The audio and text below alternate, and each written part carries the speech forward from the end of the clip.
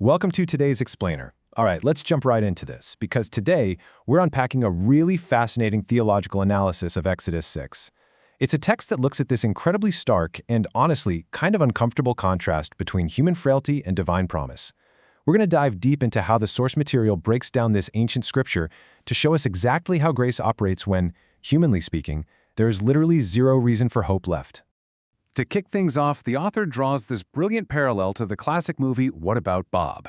Now, if you've seen it, you know exactly what I'm talking about. You've got Bill Murray's character, Bob, right? He's this deeply troubled psychiatric patient who leans so heavily on his doctor that he actually crashes the poor guy's family vacation.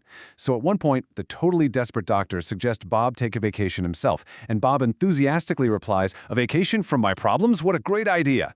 And it sounds wonderful, doesn't it? But the text points out this universal truth hidden in Bob's dilemma. Wherever we go, well, we bring ourselves along. We literally can't just outrun our burdens, or our fears, or our discouragements. Because, let's face it, our problems rarely take vacations. So, here's our roadmap for today's Explainer.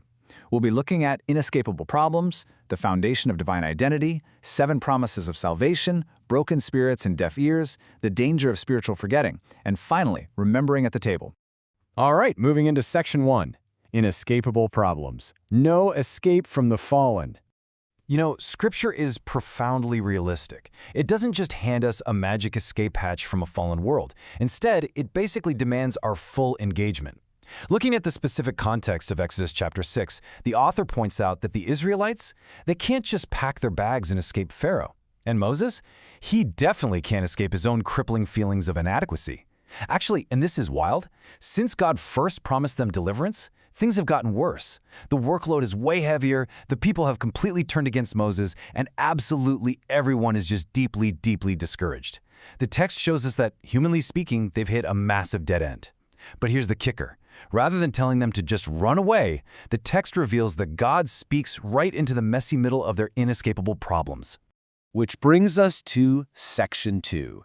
The foundation of divine identity, God's unchanging nature.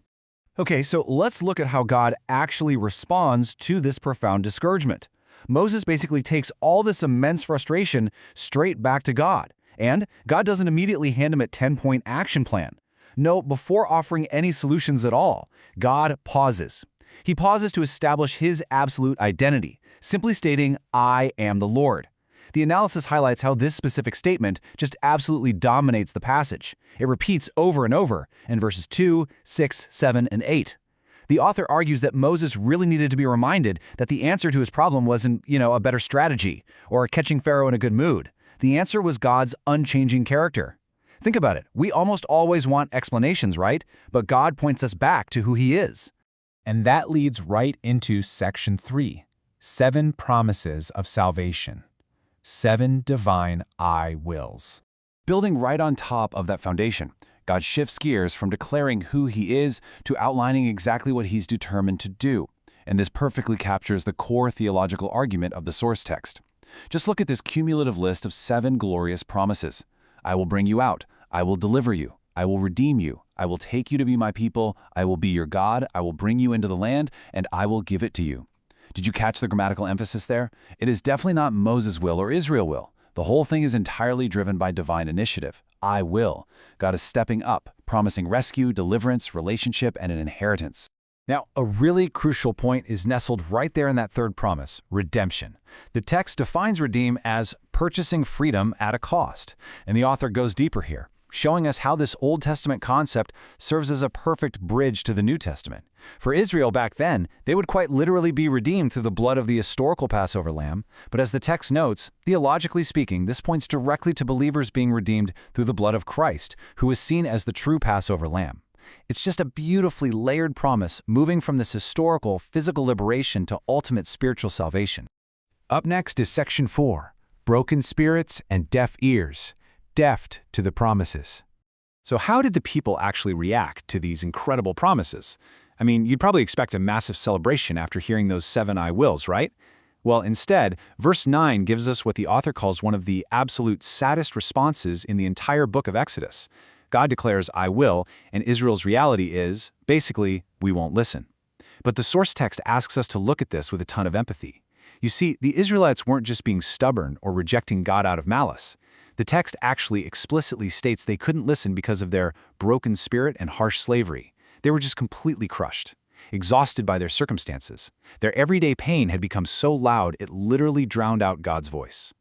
Let's look at Section 5, the danger of spiritual forgetting, focusing on our failures. Interestingly, we see Moses falling into a very similar trap here. Even after hearing directly from God, Moses immediately pivots right back to impending failure. He points out, hey, since the Israelites won't even listen to me, Pharaoh certainly isn't going to either. The author diagnoses this as a sort of spiritual memory problem. And honestly, it is human nature to vividly recall our failures, our fears, and all of yesterday's disappointments.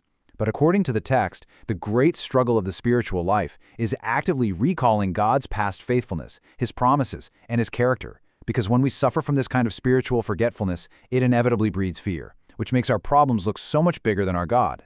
Yet right here is where the source material uncovers some really profound comfort in the passage. Think about this. God didn't cancel His promises just because Israel was too exhausted to believe them, or because Moses was too scared to trust them. Their faith definitely wavered, but God's faithfulness, it didn't flinch. The core takeaway here is absolutely beautiful. Salvation rests not on our ability to hold on to God, but in God's unwavering commitment to hold on to us. The certainty of the outcome is completely anchored in the one who made the promise, completely independent of how perfect or imperfect His servants happen to be.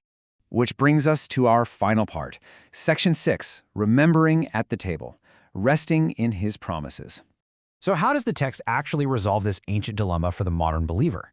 Well, the author draws this really powerful direct line from the promises of Exodus straight to the modern Christian practice of communion or the Lord's table. Because our great struggle is forgetfulness, we're given physical reminders. The text points out that the communion table is viewed as the ultimate fulfillment of those 7 I will promises. When believers come to the table, they aren't showing up because their own faith is flawless. As the quote says, the bread and the cup don't point us to our faithfulness, but to His. It offers this incredibly tangible place to just rest in divine capability rather than stressing over personal perfection. And that leaves us with this final, thought-provoking question. We started out by acknowledging that totally universal desire to just take a vacation from our inescapable problems, right? Well, this analysis of Exodus 6 shows us that while we might not be able to escape our burdens, we also aren't required to fix them all in our own strength. So what's the ultimate takeaway here? Are you going to continue striving to carry that crushing burden of perfection, or will you allow yourself to just rest in the unwavering promise of the God who simply says, I am the Lord? It's a massive shift in perspective, moving us away from what we cannot do and towards what has already been done.